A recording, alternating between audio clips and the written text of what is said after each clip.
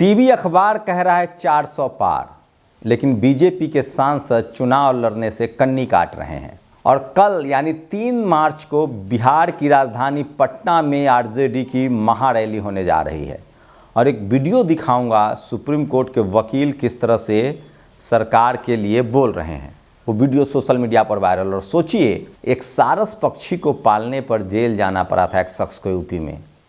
कहा जा रहा है कि मुकेश अंबानी के बेटे हाथी पाल रहे हैं, वो एक निजी चिड़ियाखाना खोल रहे हैं, निजी चिड़ियाखाना, जबकि भारत में संरक्षित पशुओं को पालना भी गुनाह है।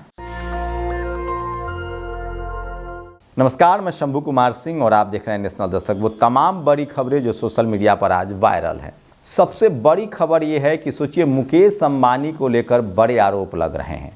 उनके बेटे की शादी है, जो रिहाना को लोग देशद्रोही कर रहे थे। रिहाना वही ब्लैक महिला कलाकार हैं जो दुनिया की महंगी कलाकार हैं, जिनको 74 करोड़ रुपए दिए गए हैं। रिहाना ने किसान आंदोलन का समर्थन किया था और ब्लैक लाइव्स मैटर। तो सोचिए, आज भी ब्लैक कम्युनिटी के लोग अपने संवैधानिक अधिकारों को लेकर कितना सचेत हैं।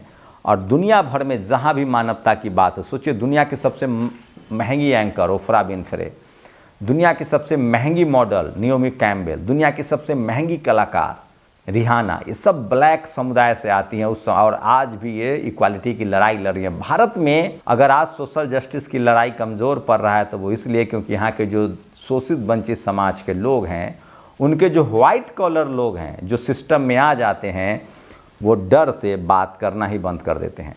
खैर, आगे बढ़ते हैं।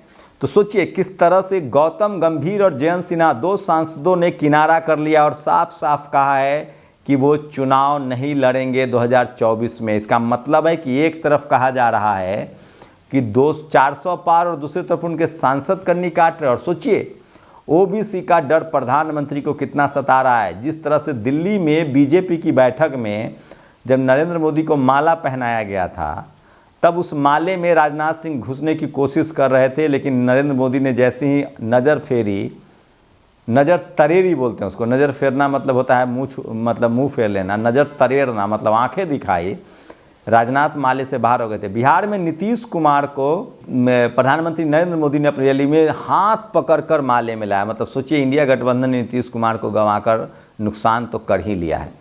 लालू यादव ने ये अपील की है। सोचिए, बिहार में एक रैली है 3 मार्च को, यानी कल, और बिहार में लालू यादव की ये रैली जो है वो सोशल मीडिया पर ये उनकी अपील जो है वो वायरल हो रही है। तो अभी भी लालू यादव कमर कसे हुए हैं। गौतम गंभीर और जयंत सिन्हा का मैदान छोड़कर भागना साबित करता है कि बीजेपी का जहाज डूब रहा है। जयंत चौधरी झारखंड से हैं सांसद, जहां हेमंत सोरेन की गिरफ्तारी हुई है, और गौतम गंभीर क्रिकेटर रहे हैं, दिल्ली से सांसद हैं, जहां आम आदमी पार्टी और कांग्रेस का गठबंधन हो गया है। मालिक की शादी में मीडिया दीवाना, नेहा राठौर सिंह ने ये ट्वीट किया है अंबानी की शादी पर। सोचिए किस तरह से खबर वायरल है कि वहां एयरपोर्ट को आनन फानन में इंटरनेशनल एयरपोर्ट का दर्जा दे दिया गया। सोचिए, एक निजी शादी के लिए, जबकि वो एयरफोर्स एयरपोर्ट है और खैर वहाँ आवाजाही तो है, लेकिन इसको लेकर भी इंडियन एक्सप्रेस की रिपोर्ट है।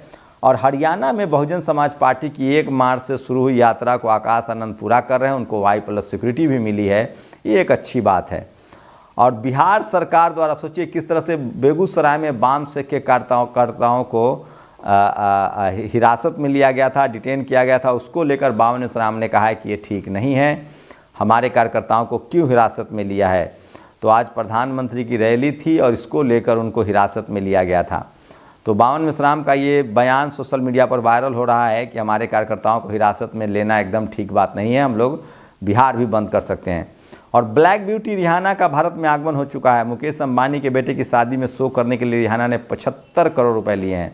रिहाना दुनिया की सबसे महंगी कलाकार है। रिहाना ने ब्लैक लाइव्स मैटर और 2021 में किसान आंदोलन का खुलकर समर्थन किया था। रिहाना को सलाम। तो सोचिए, वहाँ के जो लोग हैं, चाहे किसी भी फील्ड में हो, वो तमाम ज़रूरी मुद्दों पर बात करते हैं। ये सोशल मीडिया पर वीडियो वायरल है, आप सुनिए। ये कुछ वकील हैं जिनका सोशल मीडिया पर वीडियो वायरल हो रहा है, किस तरह से किसानों के साथ जो हो रहा है उसको लेकर ये वीडियो है। 2 मिनट का है, लास्ट में आप ज़रूर सुनिएगा। तो तमाम जगहों से अब धीरे धीरे आवाज़ उठनी शुरू हो गई है। सुब्रमण्यम स्वामी ने कहा है कि सरकार फेल है।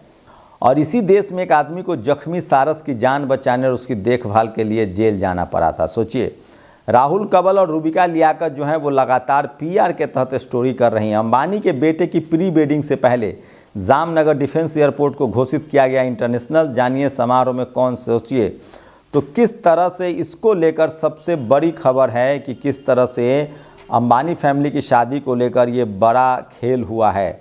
रिलायंस इंडस्ट्रीज के चेयरमैन मुकेश अंबानी के छोटे बेटे अनंत अंबानी की प्री वेडिंग सेरेमनी जामनगर में हो रहा है। पूरे जामनगर को सजाया गया। इस बीच द हिंदू की रिपोर्ट के अनुसार जामनगर डिफेंस हवाई अड्डे को 10 दिनों के लिए अंतर्राष्ट्रीय हवाई अड्डा घोषित कर दिया गया है। जामनगर एयरपोर्ट पर Bill Gates, Zuckerberg, Rihanna, Ivanka Trump और कई पूर्व प्रधानमंत्रियों जैसे ग्लोबल लीडर उतरेंगे। तो ये एक सबसे बड़ा सवाल है कि ये जो हुआ है, और लोग नाम न बताने की शर्तों पर बहुत सारी खबरें जो हैं वो लीक कर रहे हैं। तो चलिए, सरकार है उनकी, और इस तरह से सरकार को लेकर सवाल उठ रहे हैं कि एक निजी शादी के लिए इस तरह से क्यों। और हाल हरियाणा लगभग 10 साल की खट्टर सरकार, पद चपरासी, मजबूरी की कतार, नौकरी के लिए पहुंचे एमएससी से लेकर एमटेक पास। तो ये बेरोजगारी का आलम है। बेरोजगारी का आलम ये है कि लोग इजराइल जा रहे हैं जहां युद्ध है। अंबानी मर्चेंट परिवारों के लिए जामनगर हवाई अड्डे को 10 दिनों के लिए अंतर्राष्ट्रीय हवाई अड्डा घोषित किया गया ताकि वे Bill Gates, Zuckerberg, Rihanna, Ivanka Trump के कई प्रधानमंत्री जैसे वैश्विक लोग वहां आ सकें। अमृतकाल चल रहा है, तो ये भी लोग सोशल मीडिया पर सवाल पूछ रहे हैं। सोचिए, सोशल मीडिया ना होता तो क्या होता। और लगातार सोचिए किस तरह से बेगानी मतलब मालिक की शादी में मीडिया दीवाना बना हुआ है, और एक सारस रखने पर जेल जाना पड़ता है। आप हाथी भी चाहे तो पाल सकते हैं, बस शर्त इतनी है कि आप किसके पक्ष में हैं। एक पिंकी सराहिया ने ट्वीट किया है कि जो अनंत अंबानी हैं वो कह रहे थे कि मेरी नानी जो थी, मेरी नानी मतलब वो मेरी नानी जो है वो ब्राह्मण थी, मतलब उस लिहाज से उनके दादा जो हैं जाति की व्यवस्था में उनके दादा ब्राह्मण से छोटी जात हुए। मैं नहीं मानता हूँ उनके हिसाब से। मंदिर निर्माण सरकारी ज़मीन हड़पने का एक और तरीका है। गुजरात हाई कोर्ट ने ये बात कही है। सोचिए कि किस तरह से मंदिर के नाम पर सरकारी ज़मीनें हड़पी जा रही है। मैं नहीं कह रहा हूँ, गुजरात हाई कोर्ट ने कहा है। और गौतम गंभीर चुनाव नहीं लड़ेंगे। बीजेपी की लिस्ट आने से पहले उन्होंने पार्टी से कहा कि वो क्रिकेट पर ध्यान देना चाहते। तो सोचिए क्या उनको अंदाज़ा हो गया है, दिल्ली की हवा उल्टा बह रही है। और दलित समाज के कर्मचारियों का दमन बंद हो, 1 दिवसीय धरना प्रदर्शन शहीद स्मारक जयपुर 3 मार्च। सोचिए 3 मार्च को हेमलता बैरवा जो है वहाँ आ रही हैं। जिस तरह से उनको डिअटैच किया गया था, तो कम गिने चुने ऐसे मजबूत लोग बचे हुए हैं जो आंख में आंख डालकर अपनी नौकरी खतरे में डालकर लड़ाई लड़ रही हैं, उनको बचाइए। और डीडी न्यूज के स्टूडियो में एंकर श्रीवास्तव के साथ मारपीट। डिबेट के दौरान किसानों पर कमेंट करना भारी पड़ा, छात्रों ने पीटा, बाद में सिक्योरिटी गार्ड ने बीच बचाव किया है। ये एक तो अशोक श्रीवास्तव जो डीडी न्यूज के एंकर हैं वो लगातार विवादित हैं और लगातार उनके साथ मारपीट की खबरें सामने आती रहती है। बीएसपी चीफ मायावती ने एक साथ चुनाव कराने का प्रस्ताव का किया था विरोध, कोपिंग पैनल से नहीं की थी मुलाकात। तो मायावती जी के विरोध कर रही हैं और वो कह रही हैं कि हम एक साथ पूरे देश में जो लोकसभा और विधानसभा चुनाव का पक्ष कहना है उसके हम पक्ष में नहीं हैं। और गौर करें 25 में से 34 हॉस्टल, सोचिए ये एक बड़ा मिसप्रिंट है। 34 SC OBC प्रेसिडेंशियल हॉस्टल, 34 और 25, सोचिए कितना इतना बड़ा विज्ञापन और इतनी गलतियां छप जाती है। टोटल हॉस्टल ही बने 25, तो 34 हॉस्टल कैसे हो गए। और इसको सुप्रिया सुनीत ने लगातार इस पर हमला किया। और ये तस्वीर है रामपुर की घटना को कवर करने के बाद आज पहुंचा घर। ये दिन मुझे हमेशा याद रहेगा। निरंजन सिंह ने ये सोशल मीडिया पर उनका ये तस्वीर वायरल है। रामपुर में जिस तरह से शेड्यूल कास्ट युवा की गोली मार दी गई थी, उसके बाद वो कवर करके लौट रहे थे, काफ़ी दुखी हैं। तो धीरे धीरे बहुजन समाज के लोग अब टीवी अखबार में सोशल मीडिया पर पत्रकारिता कर रहे हैं। ये एक शुभ संकेत है, इनकी मदद कीजिए। और हरिद्वार से प्रजापति समाज दिल्ली आ रहे थे लेकिन संकल्प यात्रा लेकर, लेकिन उनका गाजियाबाद में जिस तरह से प्रजापति समाज पुलिसिया दमन और बर्बरता, लाठीपुर है, सरासर तानाशाही है। सोचिए, तो प्रजापति समाज को दिल्ली नहीं आने दिया गया, ये भी बड़ी खबर है। किसानों को दिल्ली नहीं आने दिया जा रहा, ये भी बड़ी खबर है। और एक कश्मीरी जर्नलिस्ट जिनको 5 साल के बाद यूपी से रिलीज किया गया था, Sultan was released from Uttar Pradesh jail on Wednesday and rearrested on Thursday from his residence. बाद में उनको फिर गिरफ्तार कर लिया गया। मुस्लिम समुदाय से थे। राना अयूब ने ट्वीट किया है। तो पत्रकारों की लगातार गिरफ्तारी होती रहती है। और आलोचना करते हुए भी कहा था क्योंकि बराक ओबामा भारत के अल्पसंख्यकों के लिए बोल रहे थे। और सबसे बड़ी खबर है, सोचिए किस तरह से टीवी के 3 पत्रकारों पर जुर्माना हुआ है। ये कोई खबर आपको नहीं दिखाएगा। सुधीर चौधरी के आज तक न्यूज़ चैनल पर एक वीडियो में टुकड़े टुकड़े गए खालिस्तानी और पाकिस्तानी समर्थन कहने पर 75,000 का जुर्माना हुआ है। न्यूज़ ब्रॉडकास्टिंग एवं डिजिटल स्टैंडर्ड अथॉरिटी ने ये वीडियो हटाने को भी कहा है। सुधीर चौधरी ने सब बराक ओबामा के लिए कहा था। अमन चोपड़ा है, उनको जुर्माना हुआ है। उसके बाद आपको बता दें कि अमन चोपड़ा के बाद अमीश देवगन पर भी जुर्माना हुआ है और साथ में नवभारत टाइम्स जो चैनल है उस पर भी जुर्माना हुआ है। तो सोचिए ये लोग जुर्माना भी इनको हो रहा है, लेकिन उसके बाद भी आप लोग इन पर खबर देखते हैं और बहुजन समाज के लोगों को लगातार आप मीडिया में भी है तो सताया जा रहा है। तो ये बड़ी खबरें थी जो सोशल मीडिया पर वायरल है। जाते जाते ये वीडियो जरूर देखिए, किसान आंदोलन को लेकर वकीलों की बातचीत। आप देखिए किस तरह से किसानों के रास्ते में कीलें बिछा दी गई हैं। किसानों के खिलाफ ऐसे युद्ध छेड़ दिया गया है जैसे किसी शत्रु देश के खिलाफ छेड़ा गया। तो ये जो सरकार है ये निश्चित रूप से एक मुट्ठी भर लोगों की सरकार है जो पिरामिड के ऊपर बैठे हुए हैं, टॉप पे बैठे हुए हैं। और मैं नाम लेके कहूंगा तो अडानी और अंबानी और उनकी क्लास की ये सरकार है। yes. और जो आम साधारण आदमी है उसमें हम सब शामिल हैं। हमारी बार के अंदर भी आप देखेंगे तो एक तरफ तो एक मुट्ठी भर एलीट है और दूसरी तरफ हम आम साधारण वकील हैं सारे। ये स्थिति देश के अंदर है। तो ये जो एलीट है ये आपस में मिला हुआ है, राज कर रही है। जो हमारे प्रेसिडेंट साहब ने अभी बयान दिया, चिट्ठी दी लिख करके, तो ये उसी का हिस्सा है।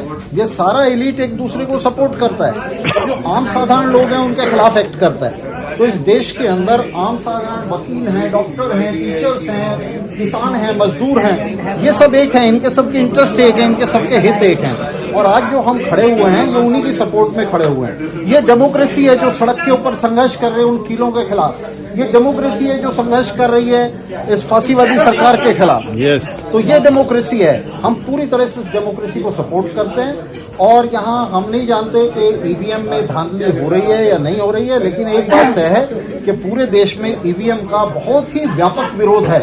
मुट्ठी भर लोगों को छोड़ दें जो सरकार के साथ हैं, तो आमतौर से जनता ये सस्पेक्ट कर रही है, इस बात का अंदेशा है कि ईवीएम में धांधली हो रही है। और अगर हो रही है तो हम ये निश्चित रूप से इस मांग का भी समर्थन करते हैं कि ईवीएम का खेल बंद किया जाए। ये जो संघर्ष है, ये जो किसानों का संघर्ष है, ये जो हमारा संघर्ष है, हम भी ये संघर्ष कर रहे हैं, बोल रहे हैं, रेजोल्यूशन डाल रहे हैं। तो ये जो संघर्ष है इसको आगे बढ़ाया जाए, मिलकर इसको आगे बढ़ा। शुक्रिया। नेशनल दस्तक की आपसे गुजारिश है कि अगर इसको बचाना चाहते हैं तो नेशनल दस्तक को सब्सक्राइब करने के लिए रेड कलर के सब्सक्राइब बटन को दबाएं, फिर बेल आइकन की घंटी दबाएं। नेशनल दस्तक को बचाने के लिए बहुत जरूरी है कि हर खबर को शेयर करें, लाइक करें, कमेंट जरूर करें।